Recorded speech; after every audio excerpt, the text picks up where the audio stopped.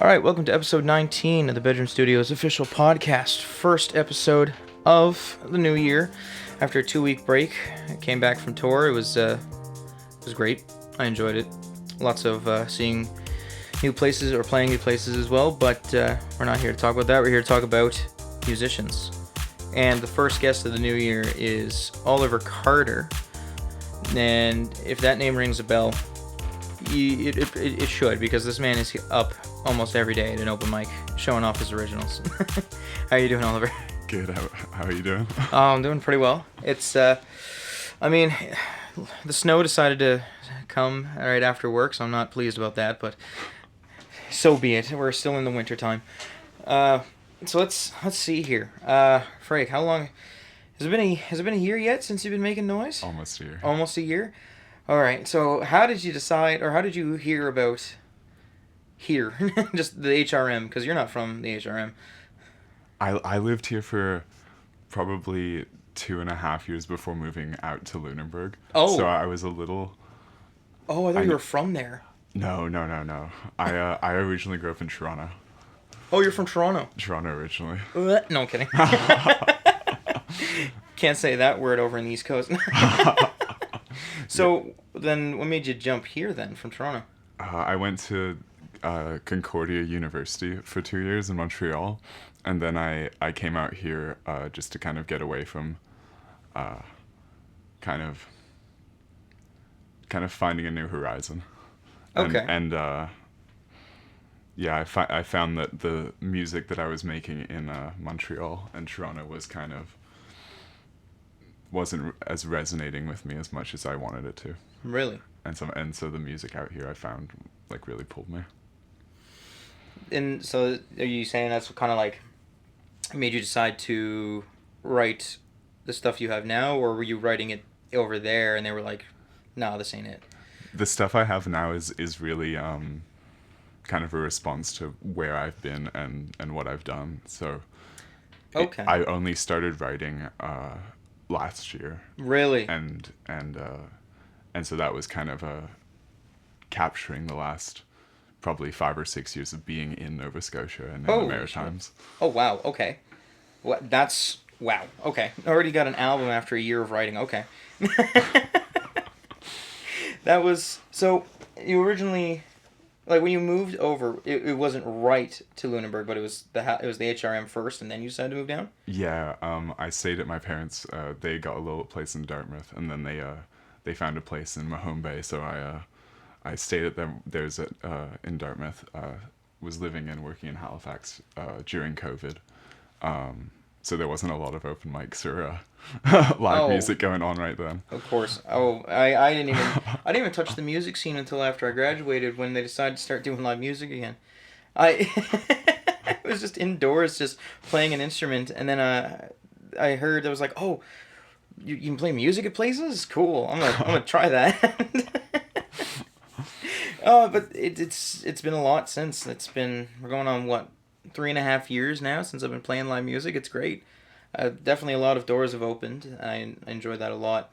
And in the sense of you, it's you're kind of just like building up to play like a 3-hour set, or? Yeah, I'm kind of in the ballpark of that right now. I'm now just kind of like looking to get the sets. Not bad. There's no shortage of place to play. It's literally, just ask the booking manager of any place. Like, that's all I do. Just, hey, is there any availability? And then you say yes or no. That's it. And if they say no, I just move on to the next. Like door-to-door salesman type stuff. Yeah, I've been getting onto that in the new year. Yeah, and it's good after like your first, the open mics really are a good way to like get rid of the jitters, and then all of a sudden you just come into the field, your first gig, and you're just stone cold, and you're just not missing a note at all. It's great. I was the other way around. I did live music first, and then I went to open mics. And I realized, oh wow, there's a lot of people that are trying to do the same thing. But with you, when it comes to open mics, a lot of people just play whatever the fuck they want, right? But with you, you always come in and like, look at these originals. Look at these originals. Look what I've written. And it seems to have made good following from everybody who, especially like, well, what he came into the scene with the duck song. It was the first time I heard it, I was like, what is this?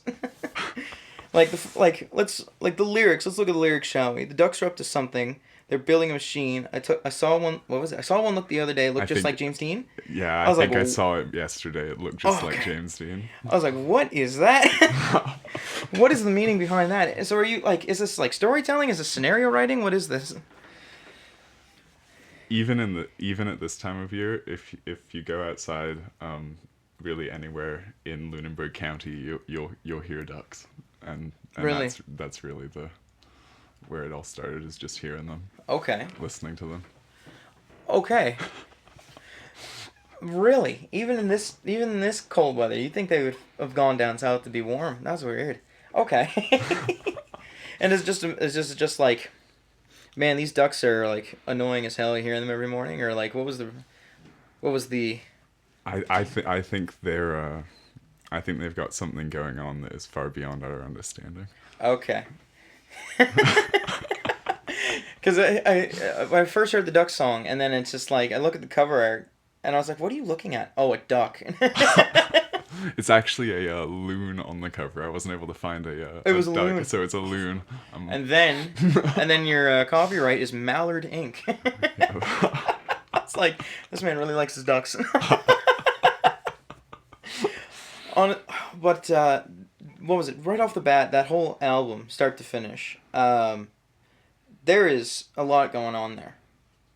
It's an eight track album. You put that out at the end of November, and you just showed everyone like, hey, here's these other songs that you haven't heard me play before.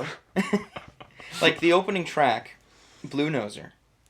Is that just the living in Lunenburg? Is that just about living in Lunenburg? Or? Yeah, that's I worked at the Half Shell Oyster Bar for 2 summers, Oh, and every day I would see the Blue Nose, and that's just kind of bit of a bit of a push song, kind of okay. to do what you feel. Call to action type stuff. Yeah. Okay. So, it's very your playing style is very percussive. I will say that, right? I like it, right? You had all these like little motifs in there, all these little like tricks, like these hammer-on pull-offs and all that stuff. And then as the album progresses, it just gets so different, and especially at the end of the song where it's a distorted guitar. That one threw me for a loop. I was putting that on full blast in the car, and all of a sudden, the last track, Hurricane, comes on, and all of a sudden I just hear. I'm like, oh, I'm gonna turn that down. That's loud as hell. So, do you write? Like, I always ask everyone when they write songs: is it story or is it scenario? Or do you just like grab something first, and you're like, you know what? Let's write something about that. I find that a lot of my songs are really, really personal, to the point where I need to kind of live and experience stuff to talk about it. And then once I've kind of grasped these little motifs, I kind of keep them in my head for a while. And then after a while, they'll kind of stew into into a more of a story. And then I'd kind of construct it like that. Okay, I like that. That's a way of grasping it.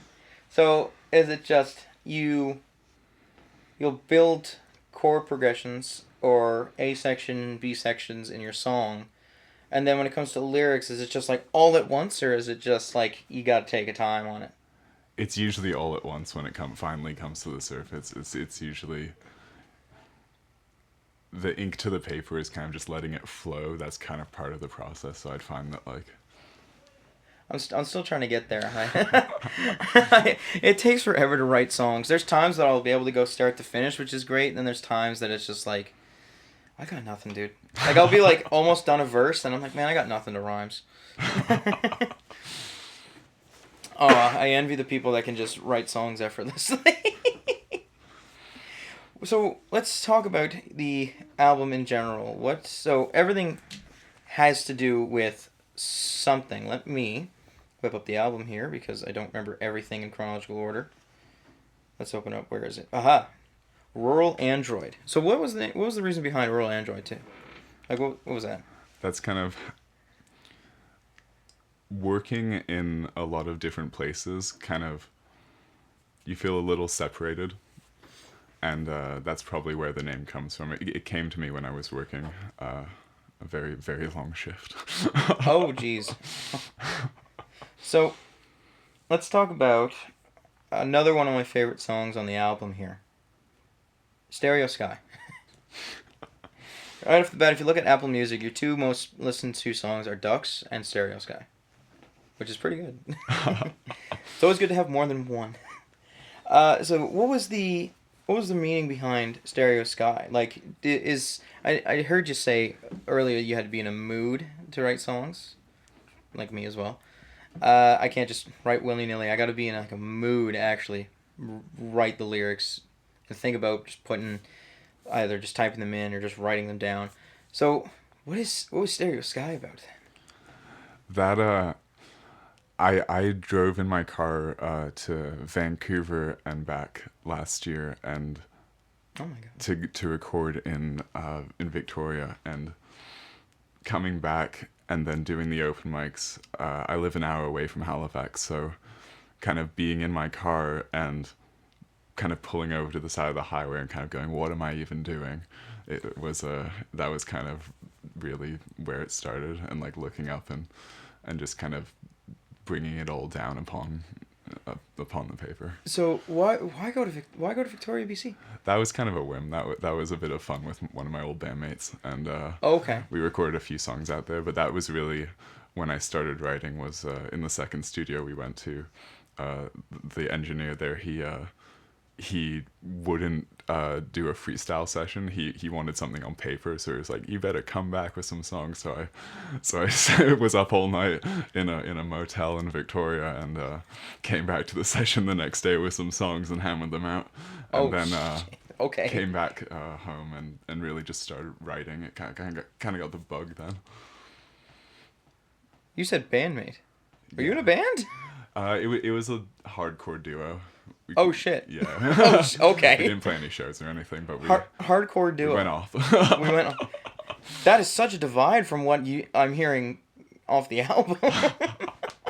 Just a bit of fun. Yeah, because like what did you classify this as? Folk? Yeah. Hardcore? What? Yeah, I have a little background in that stuff. I used to love the music.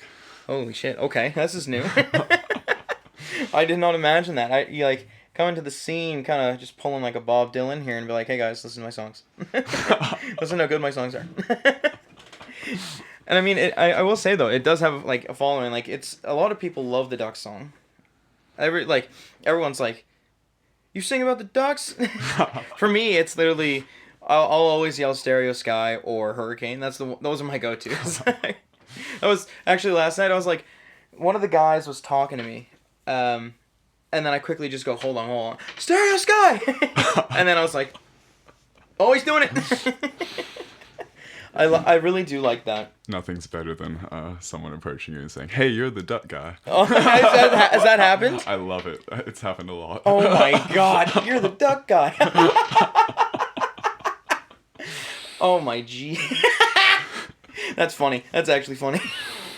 And is it just being like just walking to an open mic or something, or is it like in the current hometown right now, or like where has it happened? Like has someone be like, you're the duck guy? Where is it? Like Halifax? Oh yeah, Lunenburg? in the Halifax open mics and a few in one in Bridgewater. Oh shit. Okay. So you're just walking in, and someone's like, you're that duck guy. A few times. Love that. So, I know that you said there's nothing in Lunenburg. There's straight nothing in Lunenburg for music, is there? There are not for open mics. Really? I don't think there's any open mics right now in Lunenburg. There's one in Bridgewater at Firkenstein that's the first Saturday of every month. I'm not sure how long it's going to continue being on, but that's really the only one that I found out there. Really? There was another one on King Street in Bridgewater that I'm pretty sure shut down. Oh, I'm surprised there's not open mics everywhere. There's a lot of shows. The open mics though are a bit more yeah. Really? That's wild. I know about Firkenstein. Actually, that jogged my memory. That is a spot that a lot of my friends have driven down from here just to go play at. It's fun. They've got a great system, and like it's a I really good place to go. I'll believe it. I believe you when you say that. I have yet to step down there. I think the last time I was in Bridgewater was July, but it was for the Big X. Oh, nice. Yeah. Uh, Justin was playing with his band. He was on the drums, and he's like, "You coming down?" And I was like, "Sure." Let me just drive down for an hour. That open mic is actually the one that I'm referencing on Blue Noser being on King Street. Oh, really? Yeah, that's the one that I remember walking around. Oh no, not walking, but driving around to all around the South Shore and Halifax looking for open mics and writing all of the places down and just getting all the information before I set out there to do it. And Frankenstein was like a big one on that list. And I just remember really wanting to play there, and I finally played there, and I had to kind of memorialize it in that song.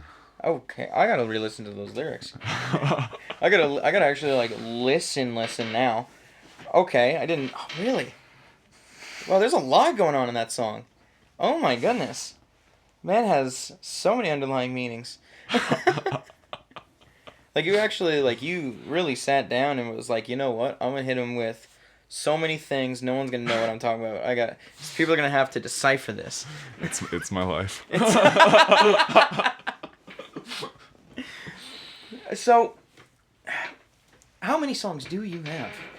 Right now I have around 25 Holy to 30. shit. Okay.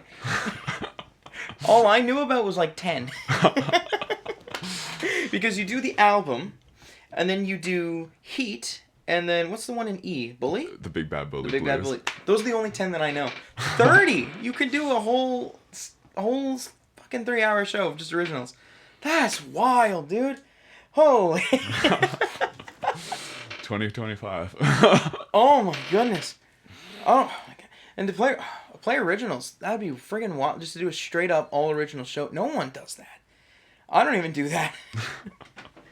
I think the only people that do that are like the big famous musicians, obviously, because you're gonna go see their show. But like, I don't know anywhere that would allow straight originals. I think it would have to probably be a few covers in there. I've got about 12 or so covers I'd add to the mix. Yeah. There. Did you ever make it to Patty's open mic one time up in Wolfville? I don't think so. I've been meaning to. I mean, for you it would be across country, which would probably be the same amount of time to go to Halifax, but it's I like it. I've played there in 2023 like 3 times. It's real nice. There's a space that they just move like these tables from the booth, and then it's this spot that is like just straight up. I don't know. You ever been in Lion's Head? Yeah. Okay, so you know how it's like right at the end, like the ceiling's way up and there's like the railing? Yeah. So it's kind of like that right in the middle, and there's like railings all around. It's just one high spot. They have 2 lights shining right on you, and they have like house everything. Oh, that's so much fun. And I love it. I love it. I would go play bass for a band, and I just go in the corner of like the play area, and then just yeah, that's it. And it sounded great because right off the bat, those speakers were really high, so you weren't like they were not touching your microphones, which was really nice. The open mic, which is every Monday, 8:30 to midnight. Yeah, it's there's so many people there. I mean, it's a university town, and I think that's the only spot that does an open mic. But there is so many people there. It used to be bitchin' as well with live music every Friday. Sadly, that has died down, but every fucking Friday the place was packed. Every Friday. Got to check that one out. Oh, and then the Mondays, the open mics. I think last time I was there, it was actually the 30th. I just got back from New Brunswick, and then I got back from New Brunswick, took my mustache off, then went. Congratulations, by the way. They take the mustache off? The New Brunswick tour. Oh the winter. Oh, the Maritime Winter Tour. That was fucking crazy. Going to New Brunswick was no odd thing for me because I always. I think that was time number 5 going to New Brunswick. Took the pit stop in Moncton. Had to go grab Tammy. That was fun. Amazing bassist, by the way. Oh, Tammy's great. Shout out Tammy. I'm gonna get her later. I'm gonna get her way down the road in the podcast. We're gonna plan something in the works for August. Shh. It's gonna get crazy. That's all I'm gonna say. But it was great. We had a place to stay. There was no B&Bs. Where I go, I always make sure there's somewhere I can stay, so I don't have to gouge out money for a B&B or a hotel, which is really nice. And I'm very thankful for everyone who is like that, who would be like, yeah, stay here for the weekend, sure. So that's what we did. We played in Hampton, and then we played in Uptown St. John. And then I did a solo thing in Uptown St. John, and we left. It was great. There was a lot of people there. We were obviously allowed back, which is nice. So the impression was made at the bars, which is something that is always worth having. If the impression is great, then it's a guarantee you can just come back, which I love. And I love to see that for everybody as well. Like, there's spots, like, if you can land your 3-hour gig and the bar fucking loves you, keep going back. And it's a good thing when the booking manager says, when can we have you next? And I love it, and I want to see that for everybody. I'm a big supporter of everyone succeeding in the music scene. I want to... It's one spot that I'm going to on Saturday. I do a bunch of sound gigs for people, and I play there actually at the end of the month. It's the Eastern Passage Buffalo Club. They've done a lot with the place now. It's changed since the first time I played there, or the first time I've even been in the room. But it's a great spot, 9 to 12. You play your friggin' set, and people love it. But that spot is more of like, I got to throw in songs that people know. That's the only thing. It's very like covers driven, but they like originals. And I like to see. Obviously, I like to see. Whenever your first gig is gonna hit, whenever you get booked for a fucking gig, I'm gonna be like, I'm down there. Fuck, hell, I'll do sound. Sooner than later. Let's fucking go. New Year's resolution, Oliver gets his first fucking gig. Let's go. So, 30 songs. Really? Around about. Jesus Christ. You were in that much moods? Lived a life. Oh my... You're not that much older than me. 27. I'm 25. Almost 26. I was like, can't be that much older than me. What? I still find that wild, though, driving all the way to Victoria to record. Holy shit. It was fun. It was an experience. But then the whole album that came out was here, right? Yeah, that was completely here. Okay, that was Ocean Floor? Yeah, Ocean Floor, and then mastered at Fang. Where's Fang? Fang Recordings. It's in the back of the Taz in Dartmouth.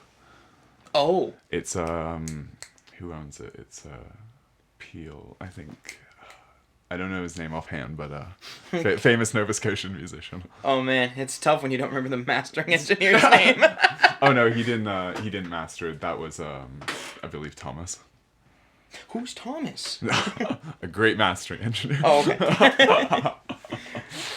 Another thing that I noticed about the album is Apple Music will always state like what like bit rate it's at, and like how what's the word I'm trying to say, like the resolution is for rendering. And I looked right off the bat, high res lossless. I'm like, what? High res lossless, which is wild. I just have your basic lossless 48K 24-bit. High res lossless is above 48K, so like these things had to be fucking well done. Like, that's just Jesus Christ. High res lossless is fucking insane. It's wild when you see people do that. Like local musicians have their stuff mastered and rendered as high res lossless. It's fucking wild. Shout out Frank as well. Who's Frank? An amazing recording engineer. Oh, is that the guy at Ocean Floor? Yeah. Okay. Fuck, I need to actually just like step out and just go to Ocean Floor one time to see what's up. I'm not in the sense to record because you see this room? But I need to see what Ocean Floor is about. I need to go in and I need to talk to this man, because a lot of people are doing it. A lot of people are going at him. I've noticed. It's a good sound. He gets a really good sound out of it. Yeah, what was it? What's their name? The Summer Rabbit do their stuff there all the time. I don't know. You ever heard of them? Oh, not yet. They're kind of like, what's the best way to describe them? Dad rock? Awesome. Yeah, yeah. Kind of like Tom Petty, I guess. Later Tom Petty. Love it. Yeah, that's the best way to describe them. And I had the opportunity for them to open for me one time back in 2023, which was really nice. And I was like, man, this is just like the fucking recording, which is really nice. And it's always good to hear, like, when someone plays their song, it's like it's right to the recording, like everything sounds the same, which is lovely. So when it comes to recording aspect, what was that? Live off the floor? Mostly. A few of the songs were chopped between different takes, but Blue Noser, Ducks, Stereo Sky, Sunbeam. A lot of the songs were one take. Really? Yeah. So what was it? Mic on the guitar, mic in front of you, and go? Go. No click track, just straight. I think I had a click in the ear. Really? I think I had a click in the ear. Okay. Because every time I hear you play it, I'm like, wow, he is playing it rough, like almost on the like right at the same speed, which is wild. Because every time I play a song, it's always faster. It's like 5 BPM faster. if I start my set with the Duck song, I'll always play that one too fast. Really? I always have to put the Duck song 1 or 2 after. I always start that one too fast if I do that.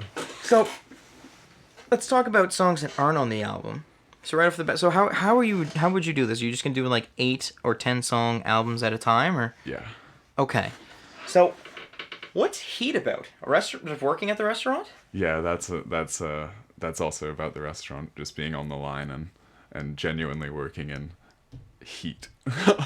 Fair enough. There were a few days in the summer during the heat stroke where we didn't shut down. We would just keep on working in the restaurant with the heat and all. That's disgusting. It was amazing. I worked in fast food to help through university, and I'll tell you right now, I hated the summer. It was so hot, no fans. Yep. Oh, it was gross. I'd come home and I'd be like, and I'd go in the shower. A lot of anxiety too, just being in kitchens. Yeah. It's a lot of, since you're one of the ones, instead of being a consolidating person to, hand the food when it's made, you're in charge of making the food and making sure it's on time. And then the heat doesn't help you, Blood pressure's always up to there. Oh, Jesus. Love it. Which makes no sense. No, it makes no sense. No, which makes sense with, the chorus is called Heat. But I honestly thought the chorus was called Ain't No Rest in the Restaurant, because you said that, which felt like the chorus. I think I'm going to have it in brackets on the side, maybe. Yeah. Oh, yeah, Heat, Ain't No Rest in the Restaurant. I was like, that goes hard. Not gonna lie, that goes hard. I've been getting a really good response to that one. I'm looking forward to recording that one. Oh my goodness, I love what we did almost a week ago with Cam, Tammy, and I. That was great. That's what I want to hear for the recording, and I would help with that, honestly. Let's do it. Right, the drum kit's in that room. You see all these guitars right here, all the mics. Like, it would be done. It would be done. We would probably do the live off the floor aspect, probably with a click in the ear, and then just build around your guitar and vocal recording, which is probably the easiest way. Which still kind of has the live aspect feel, but it would be great. I would love to hear that full album. Love to play with a band. Full album. Obviously, a few songs make more sense to be by themselves. Like Sunbeam actually makes sense to be just by itself. I actually recorded that one as a electric guitar with like a full on kind of Oasis vibe going on with that one on electric guitar, and I had stripped it all back and put that okay. one So on. Sunbeam feels more like, who is that? Mixed between, oh goodness, who was I thinking? I was thinking about this today because I was like, what do I say for like what do the songs feel like? That one was Sublime and Nirvana. That's what that one felt like to me. It's like you are Sunbeam. I love that. Right off the bat, Hurricane sounds like a July Talk tune. Love July Talk. July Talk's great, bro. I fucking love them. Oh, I had the opportunity to see them in Truro back in 2022, and I saw them in Halifax in April 2023.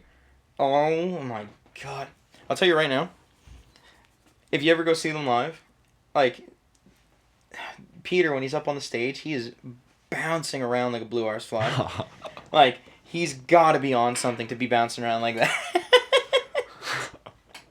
Guns and ammunition. Oh my goodness. Oh, it's wild. When I first saw them in Truro, there was 2 opportunities that I missed out. One was Canada Day 2014 in downtown Dartmouth, like Alderney Landing, right? There was a lot of stabbings that night. Oh my god. So I didn't go.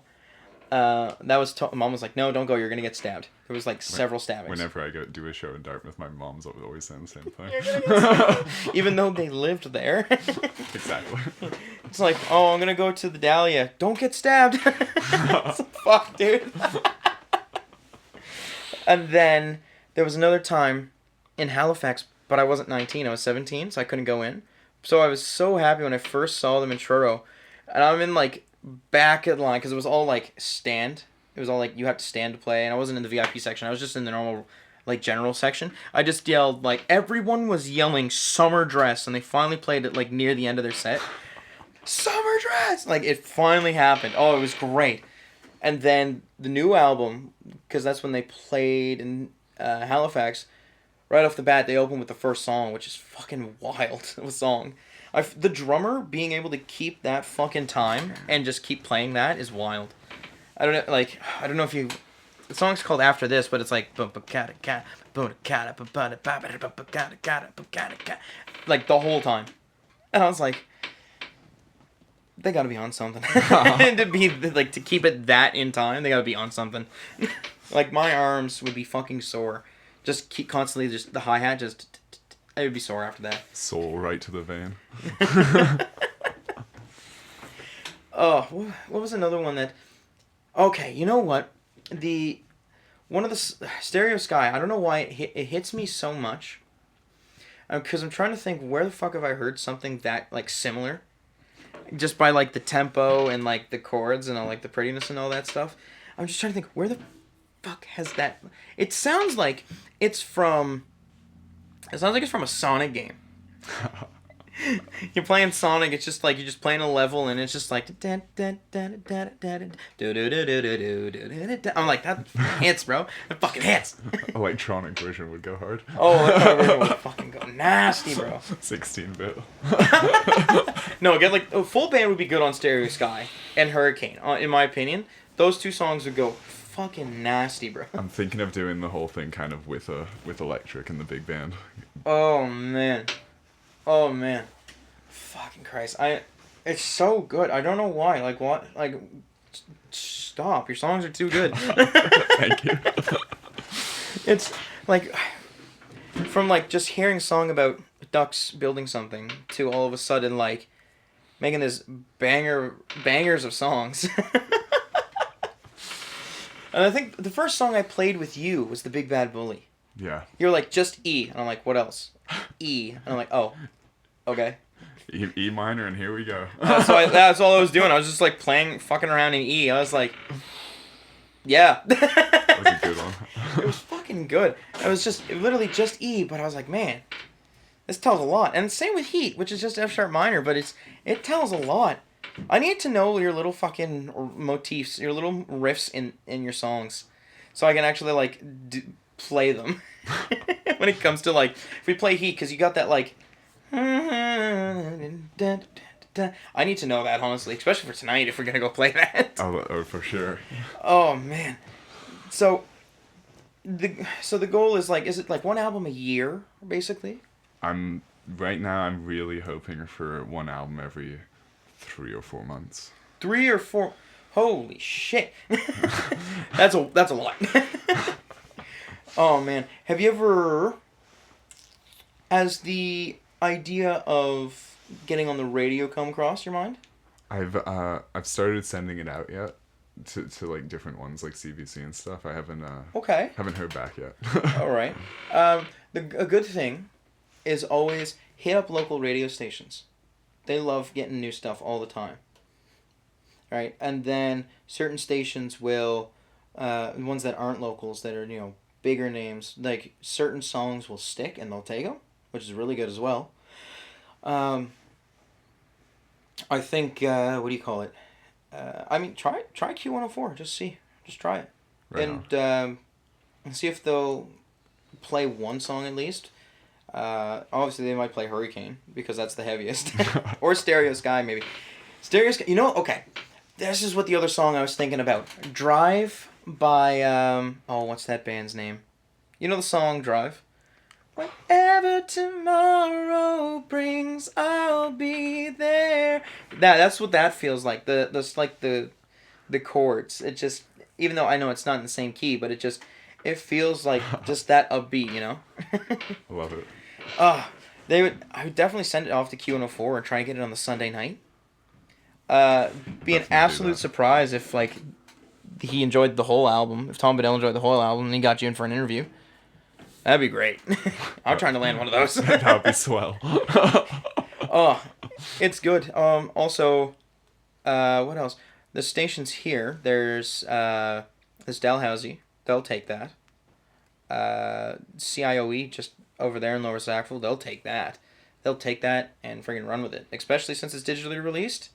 Frig, they'll take that. It's always good.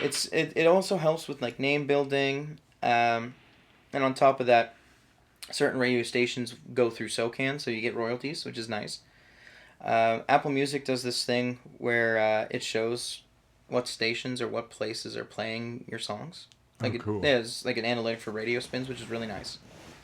There was one of my songs from 2023. It was one of my blues tunes. It's called Make Time. And this one station in Antigonish that I did not submit the song to. I'll just pull up the number, okay? 1 second. I'll pull up the number. How many times they fucking played it? Shout out Antigonish. Shout out Antigonish, bro. Like when I first saw that, I was like, who? Like that was my first thing. I was like, who are these people? Let's see. Oh shoot, Make Time hit 202 total streams. That's wild, bro. Yeah, so radio spins. It's loading. Wait for it. 30. 29 of them are from CJFX. And I was like, who the hell is CJFX? Because I didn't send it to them. And I looked it up and I was like, who the hell is... I was like, there's more than one local station in Antigonish? I thought it was just the fucking St. FX campus radio. So I hit them up with my album for Sweater Weather 3, and I was like, hey, I noticed you guys came across my song Make Time. Do you want this album? No response, sadly, but... Oh my gosh. But, yeah, it blows me away. It's like, holy fuck, dude. It's like, I don't even know who you are. And it's good to feel like recognized like that with you being like, you're that guy, versus me. It's like, I don't know this fucking radio station. Like there was one time I was like, this one spot in Nelson, BC picked up a song, and I'm like, who's listening to who picked up my song? I didn't send it out there. Oh, I love it. That's honestly how it is. It's like it's gonna come to the point like you start doing things, and then you look at your analytics and you go, who's this? Like there's times I'm like, who's listening to my songs in South Africa? Like, shout out to the 4 people listening in the UK right now. You got people listening in the UK. I don't even have that. I have Canada. Pretty sure one of them's my grandma. Oh, are you guys originally from there? My parents go back there. My dad's from there. My mom's parents are from there. Oh, okay. But I'm Canada. You're Canada from the start. Okay. So you're second generation then, British Canadian. I've got dual citizenship. I know that. Oh shit. Okay. Man, just flexing dual citizenship real quick. You have a song about dual citizenship? Do you have a song about that? No, not yet. Oh, not yet. Oh damn. I guarantee.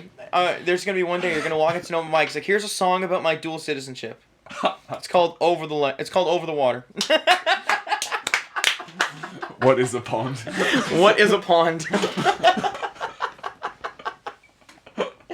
Oh, another thing I will notice, it also has like an old feeling to it, even though it's high res lossless. Like it doesn't sound old. It's very tightly mixed, but it's an old in the aspect of length. Like, is it just you're like, yeah, this is 2 minutes, that's good, or is it just like I have no, it's 2 minutes, I have nothing else to write. I like songs that are 2 minutes. Really, I am the other way around. I like 4 plus. I like a nice short, sweet, like Okay. you know where it's going, kind of. Okay. There's times that I've done that, and I go, man, I feel like I should have made the song longer. Oh, I always feel that way. Like, not gonna. Oh, Frank Stereo Sky. I'd love to see that as like a 4 minute song. There's got to be a solo in there. Oh my, yeah, there does. It's gonna be a solo, quick little bridge, and then just do the chorus again, bro, and just end on a solo again, fade out. Oh, oh man. Every time I put that album on, when Stereo Sky comes on, I'm like, this is the drum line right here. This is the drum line. I'm always thinking of something. I'm like, this is the drum line right here. I've definitely seen you tapping in the back before. Yeah, I'm like, bro, drums, where are they at? The song needs drums. Oh, I need to know your songs, man, inside out. I need to. I need to, bro. Someone actually asked me if they could cover the Duck song the other day. Holy shit. I never really paid attention to your fretting hand, and then I looked at your fretting hand one time, and I was like, that's how he plays it. Okay. I was like, that's how he plays it. I'm not gonna state it what the chords are over the podcast, but I was like, oh yeah. And then as soon as you started playing the Duck song, I was like, I'm playing it. No, it's good. I do like it. It's a lot of movement, right? It seems busy. It's very upbeat, very, like a tight knit package. It's good, man. It's good. It actually like it sticks. A lot of people like. It's good when you like come out of nowhere and people are like, "Oh yeah, this guy. He's got good songs." Oh, thank you. I was still waiting for that, I think your songs are absolutely amazing. Oh. I think shout out Sweater Weather 3. Oh jeez. Thank you. You're too kind. You're fucking too kind, man. Oh man, it was the reason I wrote that. Well, I started doing blues. I finished with pop. I did 3 years of pop music. Your generic like verse chorus. Your voice can oh my god, it carries. Thank you. I have heard this man sing Michael Jackson like no one else. Shh! Don't tell him. But yeah, okay, yeah. So I do sing Michael Jackson. The reason, well, I've been a giant MJ fan forever, right? But what made me choose the particular song, "The Way You Make Me Feel," was because Cody would always sing it, but he would sing it the octave down. And I was like, man, that's even like, yeah, I get it, that's in his range, but like, no, that song needs that up the octave. So I said, the first time I did it was actually at the Loose Cannon, and I said, here's a song that I've known forever, but we're going to try it for the first time. Here we go, right? And I knew about the song. I already knew what the chords were. Not because of Cody, but it was a matter of fact that Cody actually did that song with my band, and we had the backing track going, so I had to learn the whole song. I had to learn the bass, I had to learn, like, I had to write all the drums, I had to write all the keyboards for all that. So I was like, that song's very simple chord-wise. It's very simple. It's literally E, E, D, D, E, E, D, D. That's it. It's like dun dun dun dun dun, and that's all it is. And then the pre-chorus goes to like A G A B minor A G A B major. Like that's the whole, and the rest of the song's E major D major. That's it. And I'm like, that's a very simple song. So I was like, well, the lyrics are in my head because a bunch of Michael Jackson songs are in my head. So I was like, let's try it. And then the next time I did it, and Cody was in the audience. I was like, here's a song that Cody does, but I'm going to do it way better. And he's like, what? And I start playing, and he's like, bro, that's my song. And I'm like, nope, not anymore. Nope, not anymore. It's fine. Called it. That's the same way with Gibson. Gibson, because he always does Gold on the Ceiling, right? Which I do Gold on the Ceiling with my band, right? So then he first played it one time, and then I just came up and just played the lead lines, because that's what I do. And he's like, bro, that's your song now. And I'm like, fucking hope so. when it comes to the point where he's at an open mic and I'm there and he's like, yeah, let's hit him with Gold on the Ceiling. That or Big Hard Sun. I've been slacking on the harmonies for Big Hard Sun. I need to get back into that because it sounds disgusting when you don't have them right. Oh my god. That's I really do. It's a simple 4-chord song. There's two Who's different that by sections. again? We do the Eddie Vedder version. Okay. Yeah. I think the original version's of years or before that, but we do his version. Gibson's got the voice for it, and I can sing high for the harmony. It's a great thing. There's a lot of people that like when they see me, they're like, "Holy shit, you sing high!" I love it. The man has range.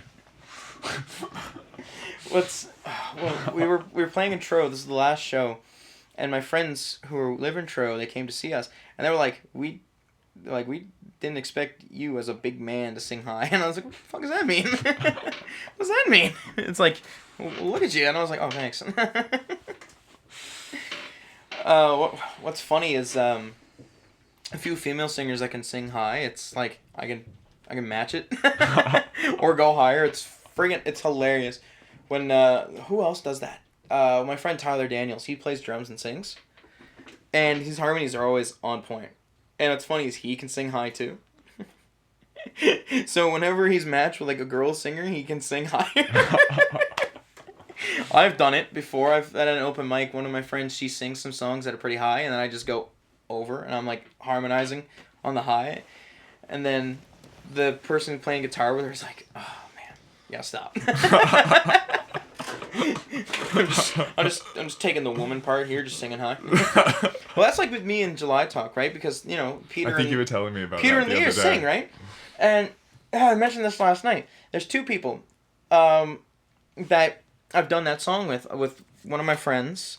Like she just knows the woo, and Tammy, who just knows that as well. She didn't learn the lyrics, so I'm always got to go Peter's part, then I got to sing Leah's part. There was one time, one of my friends, I just played. I was like, oh, I'm going to play a July Talk tune. And she's like, is it Guns and Ammunition? I'm like, yeah. She's like, oh, I'm going to come up. I was like, do you know the verse? And she's like, no. And I'm like, all right, don't worry, hold on. I got this. Here's my woman voice. And I start singing. Yeah. Very beautiful voice. Oh, man. I'll tell you right now, though, after playing the Friday, Saturday, Sunday, and then the Friday, Saturday, it hurt to fucking sing again.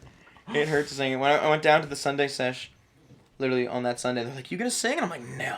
I'm dead, dude. I sang 5 different times. I sang Friday, Saturday, Saturday, bro. I'll play bass. I'm not singing. I'm dead. And they're like, oh, shit, okay. It's like I had 4 of those 5 nights were Michael Jackson songs. Oh. Yeah. And it was the same Michael Jackson songs every time. So The Way You Make Me Feel, A Place With No Name, and This Is It. Those are the go-tos. I'm getting rid of This Is It because like I'm dead at the end of by the end of the night. I can't hit it right. Oh my goodness. With you, on the other hand, you don't got to worry about high parts because your voice fits the playing style of the song itself. But I've heard you sing high though, especially in Heat, where you just give those little wow. I'm like, fuck yeah, dude.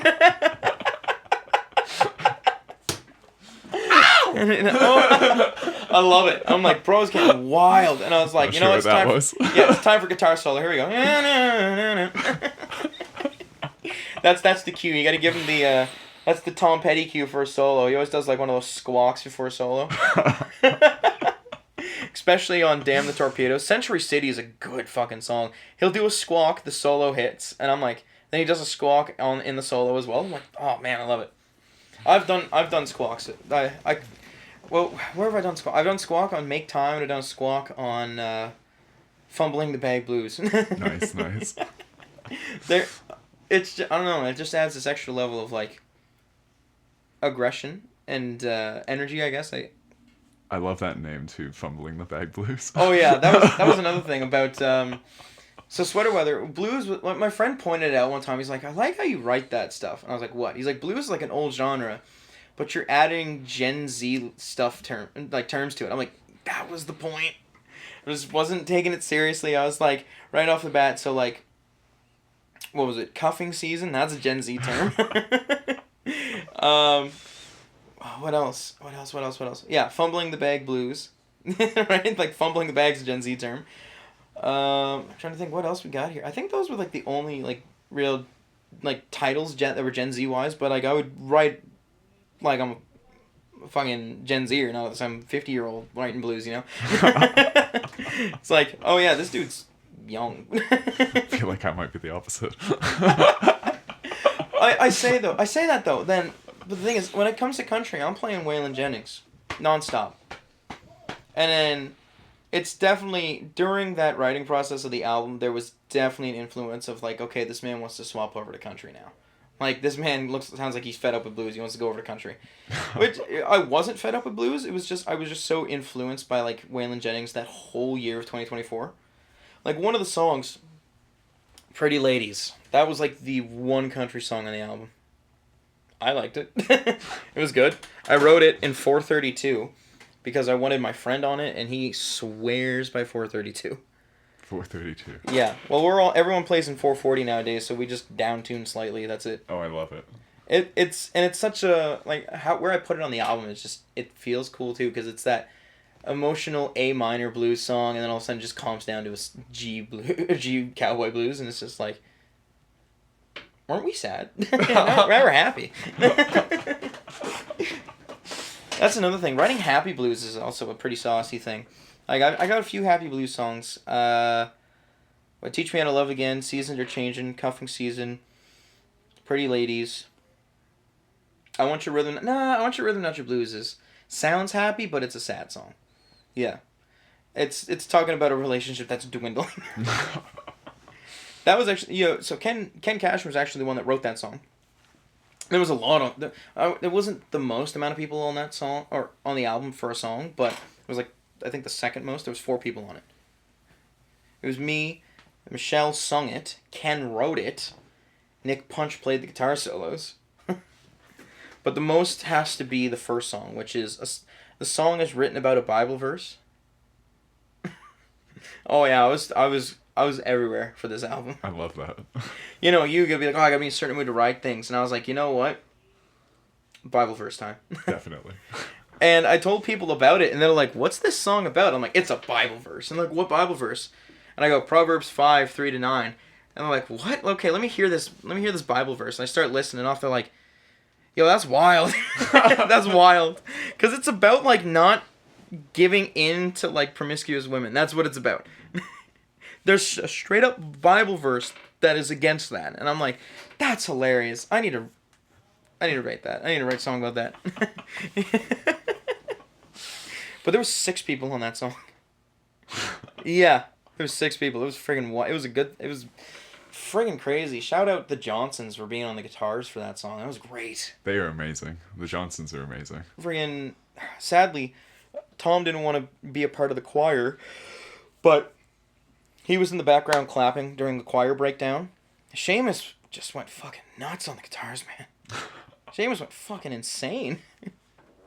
Oh, it was great. I do enjoy a start to finish of that. It was great just to, see people show the interest, and it all circles back to like wanting everyone to succeed, Definitely. Like there's times where you'd be like, hey man, you want to go on the song, something like that, hey, you got this song, I have an idea, let's work on this. It's just all about everyone succeeding to create some of their best art, I guess, right? And then everyone loves it, names get bigger and all that stuff. It's just all at the end of the day making sure everyone succeeds at the same rate as everyone else, which I solemnly stand for, right? Like this person's down the road gigging every weekend, right? And then there's this person that's like just trying to get their foot in the door. It's like no, come to the shows, like you're gonna play in between my breaks. People are gonna like you. That's what it's all about. If you ever go to a friend's show, they might. It's literally flip of a coin. Like, hey man, you want to come up between the breaks, and then build your name up like that. It's always good. It's always good to help people get up to the level that you're at. Never treat it like a piss race, man. That's how I see it. Never treat it like a piss race. Do it for fun, right? And make sure everyone's gonna have that same level of fun. Amen. Yeah. That's how it should be. And one of the songs I wrote about I wrote anti-social media was me just talking about and seeing like a lot of people that were not like that, right? Like there's a lot of things to write about. It was talking about like people that were rude, people that would like deliberately ruin careers or ruin opportunities for people, the people that were just in it for a fucking race. Like it was just a lot of like what I saw over these like 3.5 years. I was like, man, this is fucking disgusting. Like that was the. I was like, man, I gotta write a song about this. Someone's gotta fucking know. I definitely feel that everyone's like helping each other out in terms of the scene. And I feel like the Maritimes has been more helpful to me than anything. It's a very good culture of that out here, and Honestly, I feel that as a Canadian, I lives on the East Coast. very proud of that. I'm gonna say this: anything outside of the Maritimes is lame as fuck. I'm talking. So Tammy's back in Toronto, right? The first thing she says, I have a group chat with, or she made a group chat with me and another one of my friends that frequents open mic sometimes, and she flat out said this word for word, and I felt like, I was like, God damn, dude, like that's, I was like, I might as well just fucking buy the plane ticket to bring you back here. You got university, bro. She flat out said, come on, load, goddammit. I'm full bars. Come on, I'm full bars. Miss me with that. Let me go on data.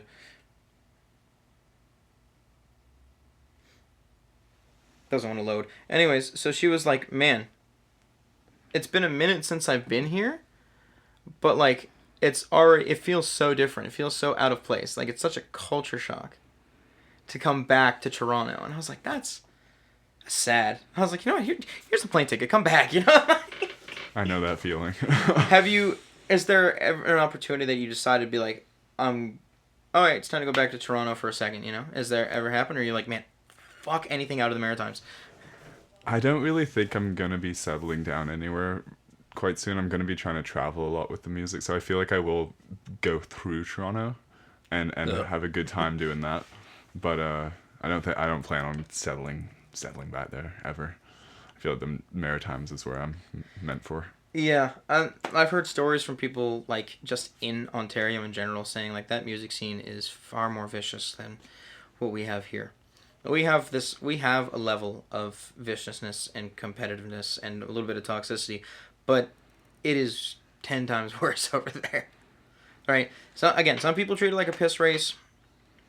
Just fucking play songs and try not to hog gigs for and take the opportunities away from everyone else. Like, right? I even said last year, because I did the year before, I did 2023.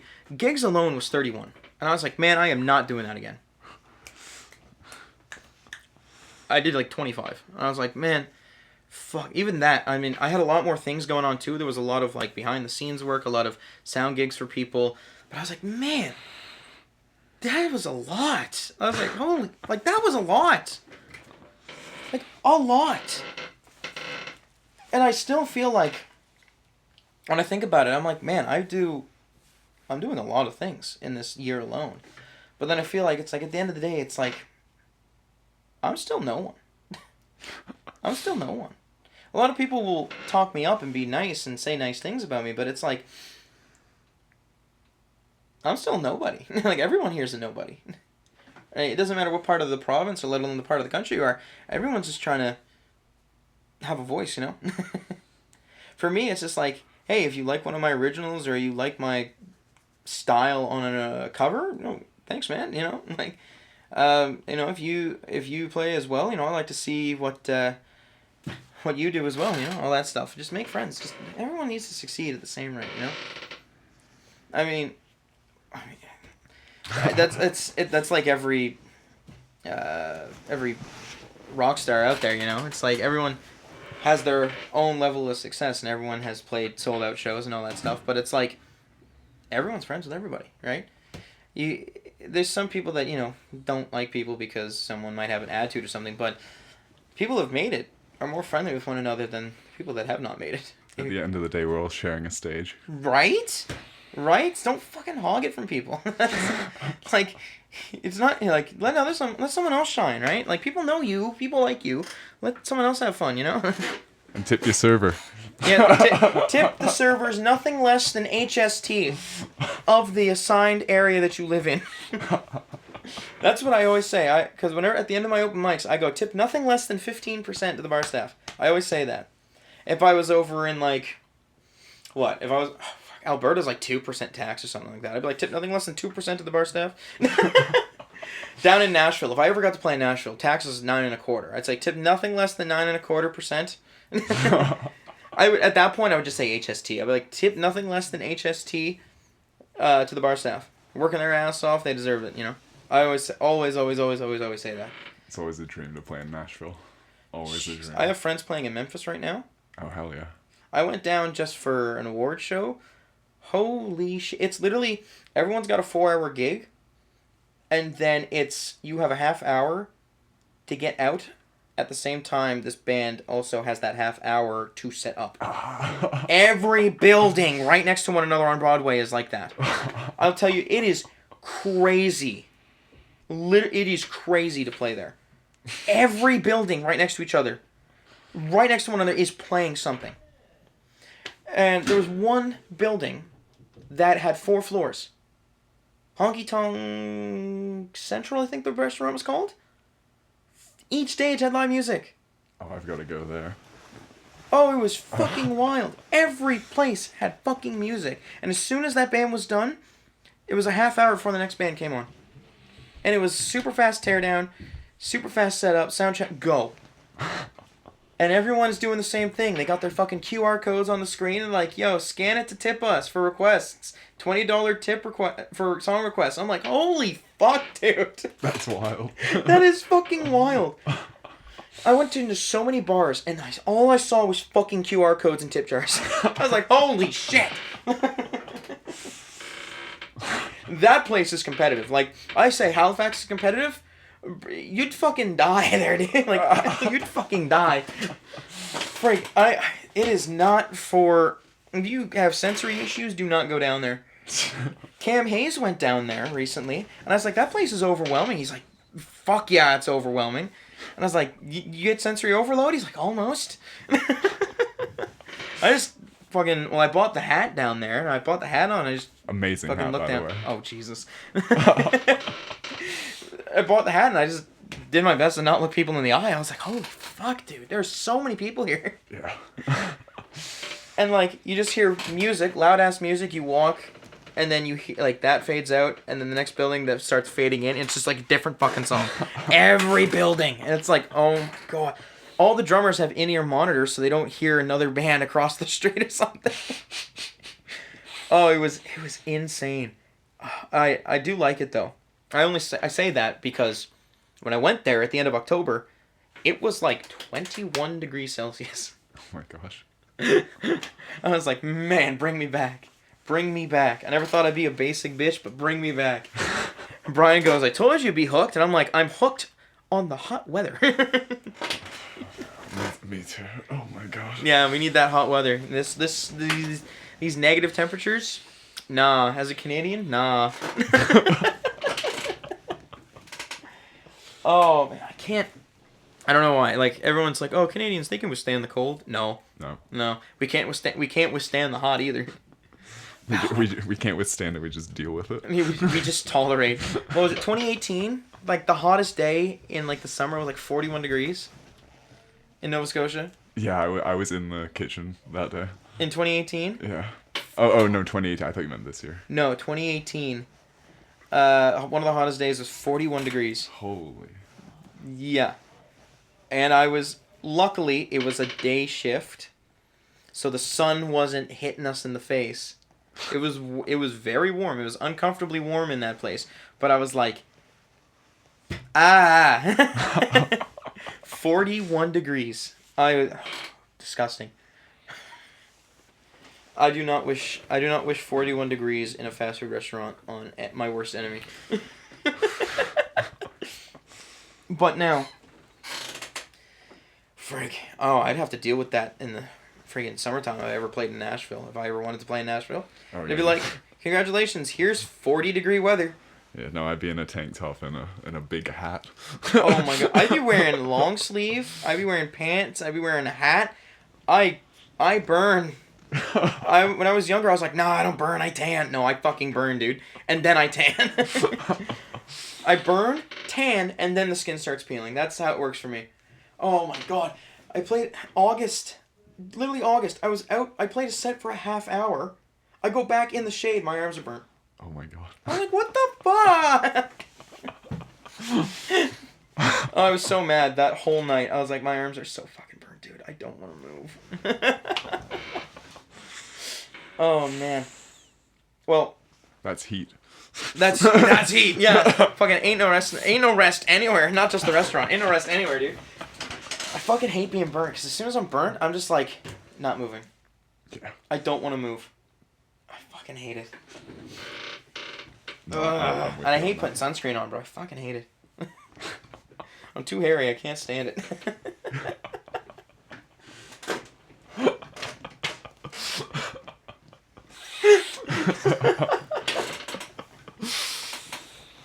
Oh man, what time is it? Oh shoot, almost a half hour before the jam starts. We should go do that. Definitely. Well, Oliver, it is good to be the first. It's good to have you as the first guest of the new year. Thank you, Michael, for having me on. And I cannot wait for the other 20 songs I haven't heard. I love playing them now because, you know, you've spoon-fed me how to play the songs, and I enjoy that a lot. I enjoy playing these songs, and I like seeing people, like everyone starts at the same. It's like no one knows you. You got to build your name, and I love it. And now you have a notoriety, and people do listen to your songs. It's great, right? I'd love to see someday you post your friggin' Spotify rap, and it's like, boom, here's 1,000 streams. Like I can see it. I can see it. You got good, clever songs. They're right to the point. They're not like people with short attention spans will listen to those start to finish. You know, they're good. Like people, like you did. I don't know if you like intentionally did this, but I think you hit the formula on the nose. Yeah, I think you did it. You know, you made an album, short songs that people can just straight up listen to, like start to finish, and like, man, that was good. And then it's just like, yo, let's listen to that again, bro. And it's like, no, I gotta do that one more time. I think you hit the formula there. I think you did it. 2-minute songs, sometimes 2.5. I really think you hit the formula for that. And I believe every album people are gonna enjoy it. Thank you. Thank you for making fucking catchy ass songs, dude. Holy shit. Thank you for inviting me for this amazing podcast. This has been an absolute charm. Oh man. Definitely hopefully more interviews for you in, you know, the future as well, and definitely, you know, seeing or hearing your songs on radios if the places do pick them up and take them. It'd be great to, you know, all of a sudden hear on a local radio station and be like, oh, here's Stereo Sky by Oliver Card. I'm like, oh, fuck, I know that guy. He's the guy that wrote the song about ducks. That's the duck guy. That's the duck guy. You need that's your merch. It's just a picture of a fucking mallard, and it's just, hey, it's the duck guy. I think you might be onto something. It's all about business at the end of the day, no? Mallard Ink. Mallard Ink, bro. Yes. Mallard Ink, and some of the fanciest like cursive font, and then it's just like, hey, it's the duck guy, and it's just a picture of the duck. Oh man.